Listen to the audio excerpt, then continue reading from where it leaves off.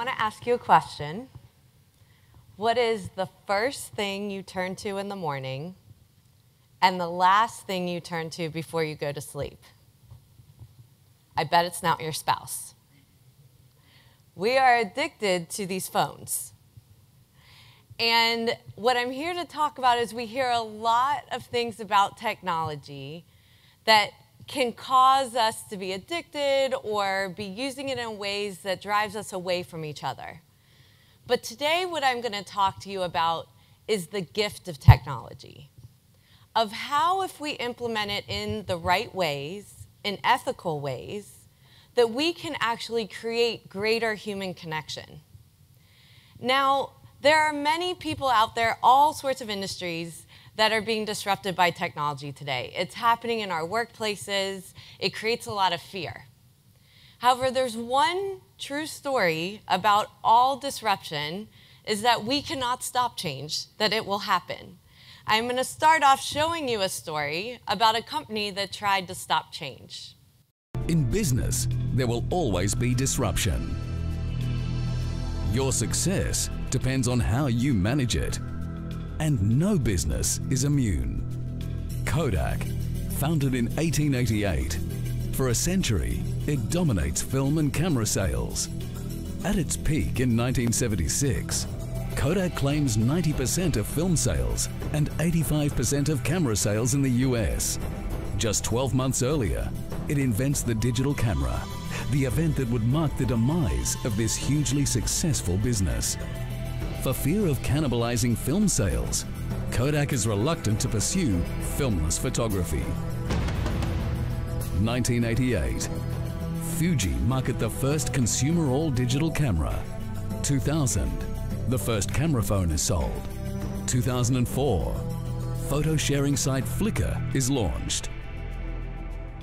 2006, camera phones outsell cameras. 2012, Kodak files for bankruptcy. Now we can stick our heels in the sand and try to prevent these things from happening, but change just doesn't stop in our lives. This is the way history goes. So what we're going to talk about today is how we take this journey to be able to utilize technology for its benefits and create greater human connection. I've created a methodology based on my CPA side and my yogi side called the B3 method. And I am an accountant, so at the end of the day, it is going to be a formula. So it's business plus balance equals bliss. But the important part of when we implement technology into our businesses is that we don't just look at technology and slam it in, that in parallel, we're thinking about how do we create a different type of experience with our employees and our customers because of the technology we implement, and we do it in parallel. So the business side of this is the technology disruption that is happening in our lives and how we deal with it. The balance side is then at the same time, how do we create an implementation plan as we're putting the technology in to create mindfulness and collaboration at the same time? In order to create bliss, and in yoga, the Sanskrit word for that is Satchinanda. And that means that we exist, that we create happiness. And with happiness, that is a continual journey, and we have to continually evolve to get there. So this is our roadmap, and we're going to start with the business side of this and the technology disruption that is happening. But what I want you to think about is how you can use this technology disruption to change your workplace in a positive way. So we hear all this terminology out there, artificial intelligence, machine learning, deep learning, and don't even realize that we're experiencing it in our lives today. Machine learning is when we're on Hulu and we watch something and then it recommends the next thing to watch. Or when we go on Facebook and upload a picture and it already knows who that person is. Or when we pull up a mapping software and it gives us the time to get there and the optimum routes. That is the machine learning, and these are delightful moments. These aren't bad things that technology is creating for us. It's actually saving us time so that we're able to do the things that we want to do. Now, technology is creating things for us to be able to get to customers or communities that we've never been able to tap into before. Let's watch what Facebook is doing. Peter Cottle, March 6 at 4:22 p.m. We finally made it. Photo. Image may contain 2 people, smiling, sunglasses, sky, outdoor, water. Asta Agarwal and 29 others reacted. Facebook's mission is to connect the world. And that goes for everyone. Sometimes we don't step back and think about all the communities we're not able to touch, to bring into our workplaces. And if we can use technology to create a different experience, and if we create Facebook ads and now we can get to the blind, how do we use that technology to our advantage? The second piece of this is deep learning. And what deep learning is, it actually mimics our brain. Our brain has neural pathways. And that is how we learn. And they crisscross in our brain. And we take in images and different languages and light and sound and be able to interpret it. What deep learning is artificial neural networks. And it mimics our brain to take in different stimulus. And an example of this is Google Translate, where we can hold our phone over an image. It interprets the image, it interprets the language that it's in, and then translates it to our language. Now, let me tell you something. I own a yoga studio. That's the other side of me. And we run a teacher training program in our yoga studio. This technology is helping me be able to get to students that we've never been able to get to before. There is actually a big Japanese population in Cincinnati, Ohio. And they come in and move back out to Japan after a 3-year rotation. In Japan, being a yoga teacher is a lucrative career. Because of Google Translate, I now have yoga teacher training students that only speak Japanese that are going through teacher training. Those are customers that I could have never been able to reach before. Now, this is the stuff that gets me really excited, and it's robotics. So when you think about how this can actually change your workplace, what I'm going to show you here is drones. And what drones do, that we can actually take this technology in jobs that are unsafe in our workplaces and be able to do inventory counts. Where in this warehouse before, you had to be on high ladders, you had to have someone entrust that that human was capturing all of this information, or finding those damaged goods. Drones are also being used in agriculture, where it's going across acres and acres of land to know what needs to be irrigated, where it used to take days for people to drive around to figure that out. How do we actually take advantage that's in our workplaces to not only make us more efficient, but then use our human side for a better purpose? So let's talk about this. Now that we have this technology disruption, we don't want to just throw the technology into a workplace. We want to think about the human experience at the same time. And what happens with technology disruption is fear and uncertainty. So, like you heard, I was a TEDx speaker. The night that I was a TEDx speaker, there was another TEDx speaker that was 13 years old that had been hired by IBM Watson to program their machine in order to read brain waves of special needs people that have never been able to answer for themselves. It was able to be programmed to be able to understand whether someone could say yes, no, or maybe.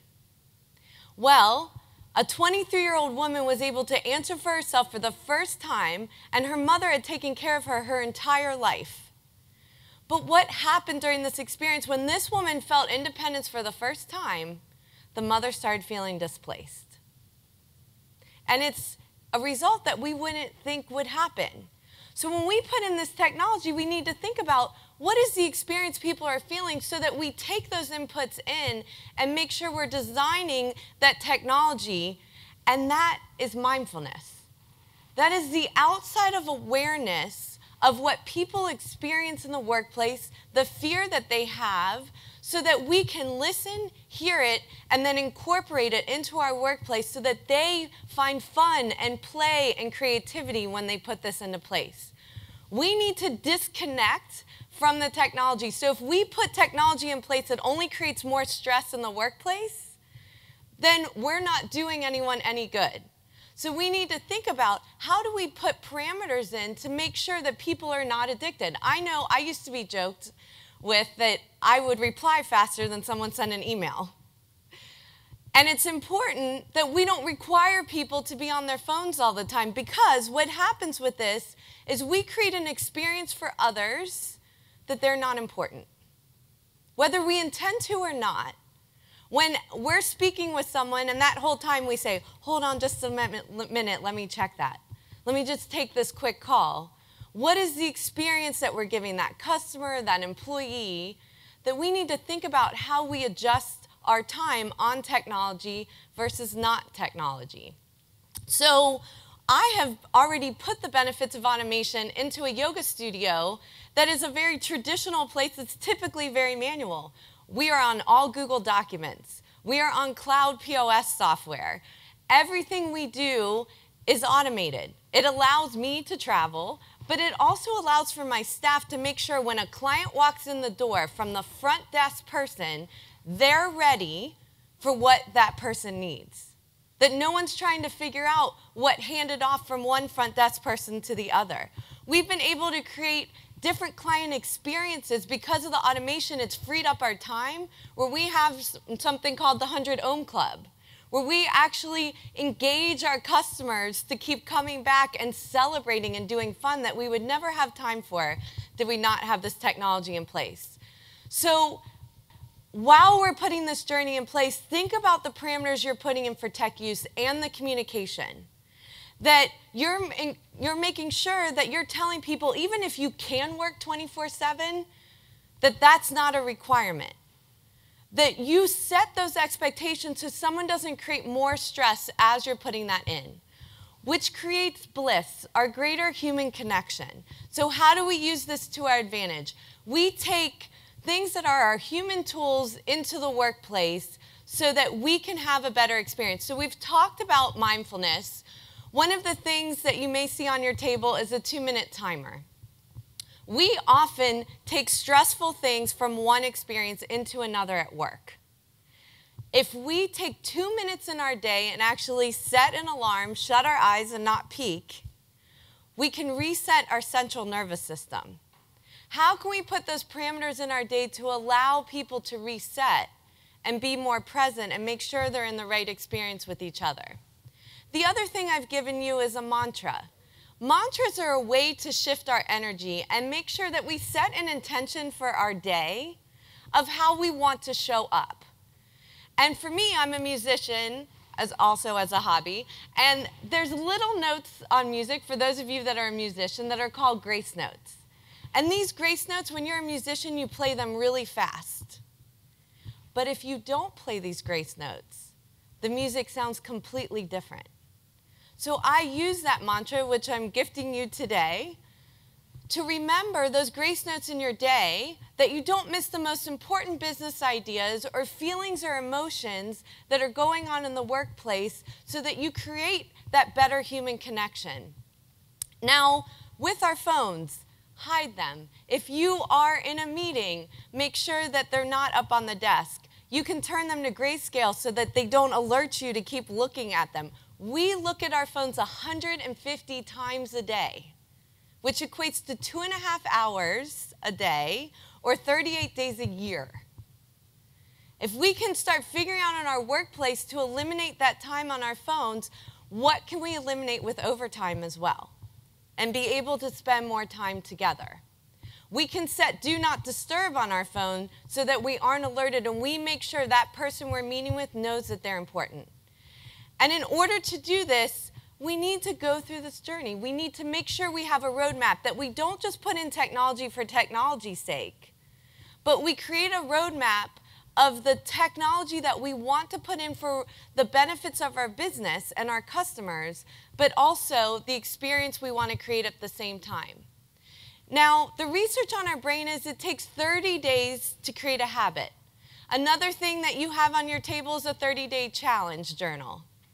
What happens is that as adults, it's very hard for us to make sure that we stay on this path and we implement things the way we want to.